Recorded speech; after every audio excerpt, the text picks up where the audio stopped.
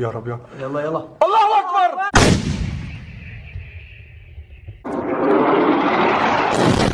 الله أكبر. الله أكبر. Welcome back, everyone. Today is February 26, 2020. We're going to be taking a look at what is going on the front line, politically, everything that's happening in Syria. And I'll let you know right now, we have some major updates with Idlib, so stay tuned.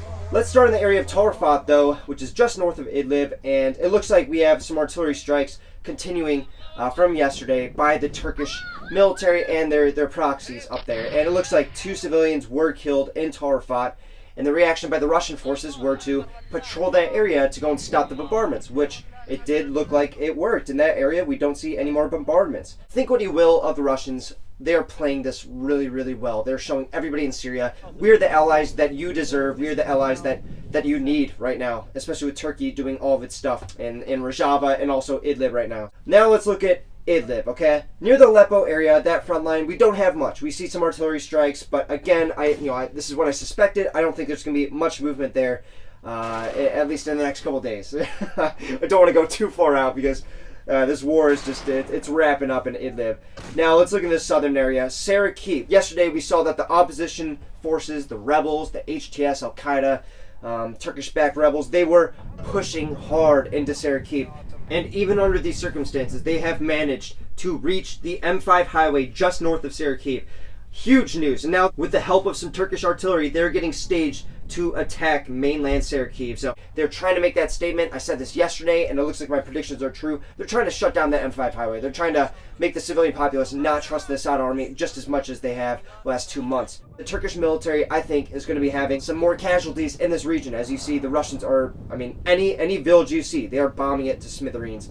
And I think that's gonna include some of the Turkish military personnel. And speaking of Turkey, it looks like 2 Stinger missiles, I would assume, were launched at Russian and Syrian aircraft today. Kind of big news. If it does take one of those down, I don't know what the Russian response would be. Also, going on with that airspace, Erdogan, he's saying we will solve the Idlib airspace problem soon. We are not the guests on this territory. We are the real owner. We are determined in this regard, and we are ready for all kinds of sacrifices. Obviously, their land, if you look at the borders, does seep into Idlib a little bit, but to go and call it your territory, that's pretty weird. So I don't think Russia and Syria is buying that. Going on with that, they also said that by the end of February, so in just a couple days here, they're going to bring up a solution to Idlib, and they're gonna act on it. And we see there's tons of Turkish vehicles going in there. Will they stop the threat? Who knows? There's not too many Russian personnel on the ground, so Turkey versus Syrian army, that's definitely a possibility. We see it right now with artillery strikes and airstrikes and stuff, but I doubt that the Russians would allow a Turkish presence in the airspace over Idlib, especially in these operations. I think Russia's just trying to get it over with as soon as possible. South of Syria, we do have some other major movement, and this is the main one I want to talk about. I was showing you guys a couple days ago how there are mountains in this region, in this pocket that used to exist, but now it's like a really small sliver, it looks like. But this whole area is now being surrounded by the Syrian army, and I think what we're going to see here is the Syrian army push to the north, and we already see some bombardments getting ready for this. I think they're going to try and surround it, because if you do surround that area, that means that anybody that's left in there is going to die. It means that they're going to be dead, they're going to be captured, it's whatever. And although the HTS rebels do believe in their cause, it's pretty obvious, and they're willing to die for it, are they willing to die for this pocket?